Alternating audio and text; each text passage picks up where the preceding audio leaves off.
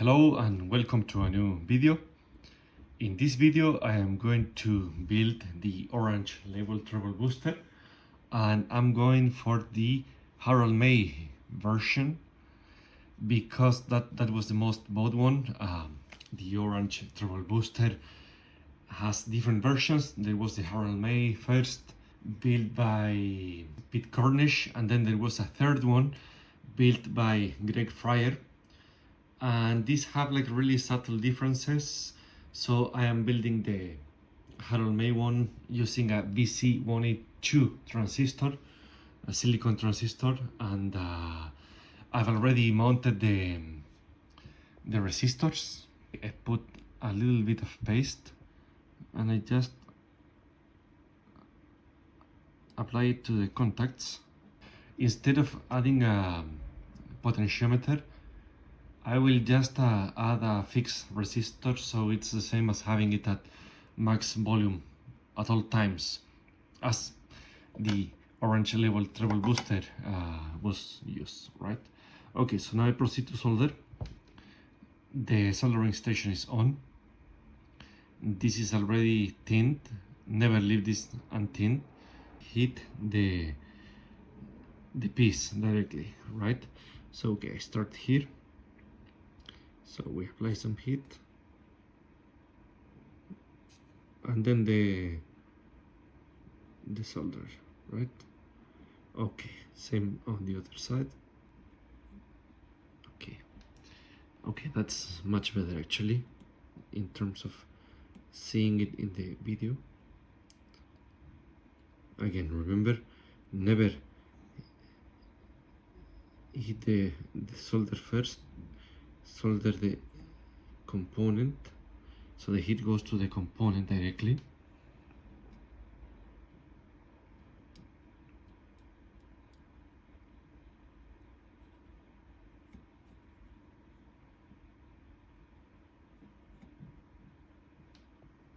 Okay, so I will finish the other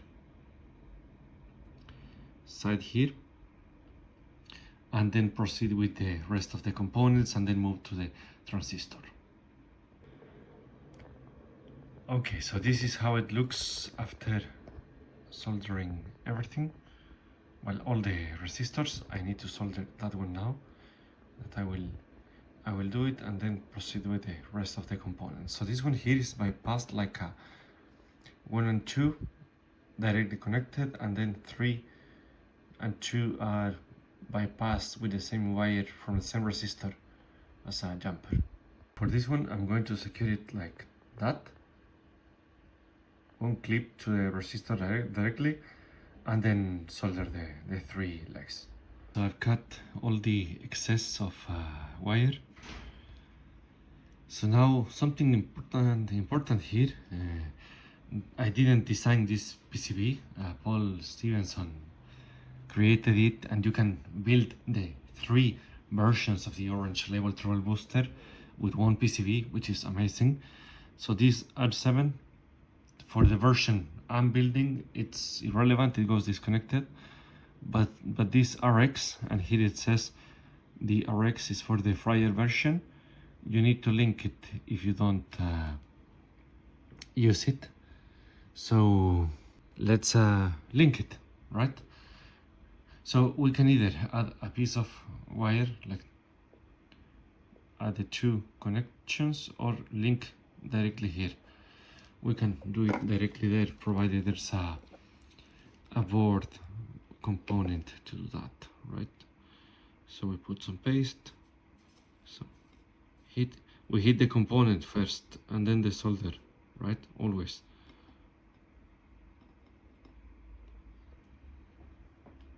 I've placed all the capacitors. The blue ones, film capacitors, can go in any direction, but the red ones, those are electrolytic, so you need to look at the board where the plus sign is and orientate them accordingly, right? So like that, and not the other way around. Okay, so now I flip it because I've already prepared the legs so that I can solder this correctly, and there. Okay, so we can see this nice anime design that Paul added. So now I keep the tip clean always. And now we proceed to solder, right? So we put some paste. We hit the component, not the solder.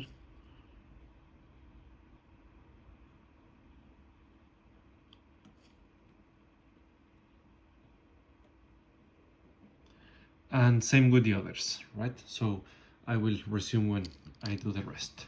So I've soldered all the capacitors. So now the transistor, here I have a VC182. So the third leg, like 1, 2, 3, left to right, is the emitter. So it has to go in the right orientation, which is this one. Okay, so there is. So now I press a little bit. Okay, that's it. No more than that. No force applied. Well, of course there is a bit of force, so otherwise it won't move, but I mean no excessive force. Now I bend this a little bit to the outside.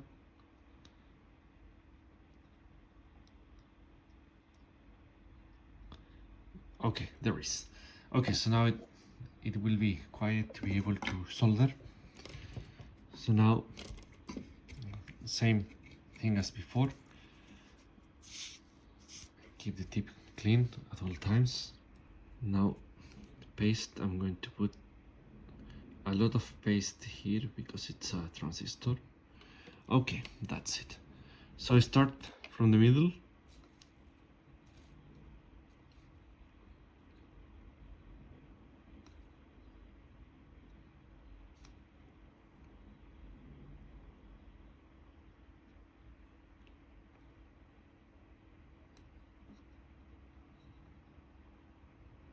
Okay, so now I cut the excess.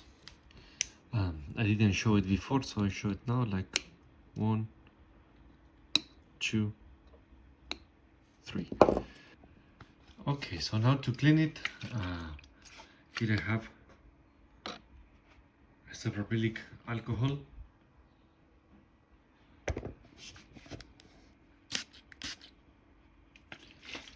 That's it.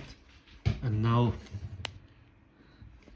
I take an old toothbrush and proceed to clean it. And same on the other side, right? So you need to remove all the rest of flux, otherwise then the ants will come and can mess with the circuit. Okay, so now the board is clean, both sides. Looks great actually. Good design by Paul in the lab. So now this, I have to add the ground, positive voltage in and out. So here I have a rescued case from another circuit that I moved to another case. So blue is positive voltage, and in and out, those are here, the red wires. Okay, so we need to decide where to put this board. I think like here is a good location, or maybe closer to here. Maybe something like that, right? Okay, so in that case I need to replace the input cables unless those are just there. Yeah, actually I think it's good. It's sufficient length. Maybe not this one, but the other is perfect. Yeah, I need to replace this one. And important here is where the ground goes and where the input goes. So these are stereo jacks. So the input goes to the outer contact, very important. Okay, I've removed it, right? I make sure this is always tinned to avoid oxidation. I'll leave it on for now. And now with this tool, I cut a piece of red cable. Why? Because I used red for input. It doesn't really mean anything, but let's be consistent, like internally consistent at least. Okay, so I take this and I cut a piece of cable that then I can adjust like that more or less, and here I cut for number 4. So now I roll it, right, and then go back to the paste that I close it to not spray it with alcohol accidentally. Okay, so now we put some paste for the contact, right, like that, right, and we dip this a little bit. Okay, so now I apply heat to this contact. Okay, this is a bit hard to do it with the angle I need for the camera, but there is.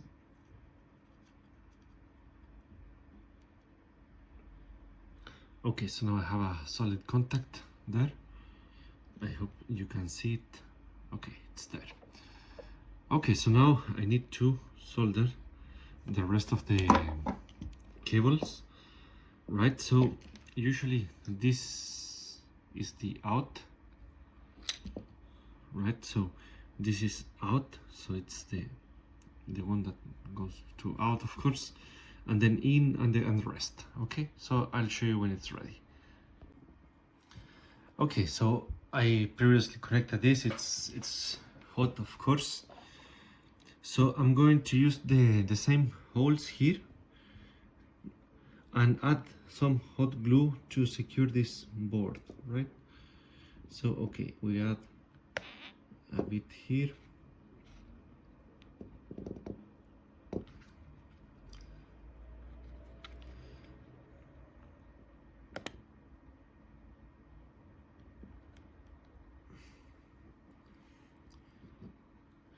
Okay, that should be sufficient on that side, right? It's just to secure it. You don't need to cover everything, and same on the other side. So we here use the wall and the hole to secure it. Okay, that's it, and that's it. So this is our DIY orange label. No volume control, it's always on, always at max, because no foot switch and no potentiometer. That's it. Okay, sorry, one more thing. I cleaned this with alcohol, so the outside looks amazing. Okay, here are some labels that I added with my engraver machine. And important, the hot glue I am using here, I decided to add a bit more there. It's an industrial type one. Paul from Paul in the lab, he told me that some bars are not suitable because of humidity. Not the case with these ones, and it will be super secure there. See, and it looks kinda nice, no? Okay, so now the testing. I've connected everything. The amp is at 0. So if I touch here, because I don't have my guitar at hand, I should hear like a beep beep beep, like a Morse code.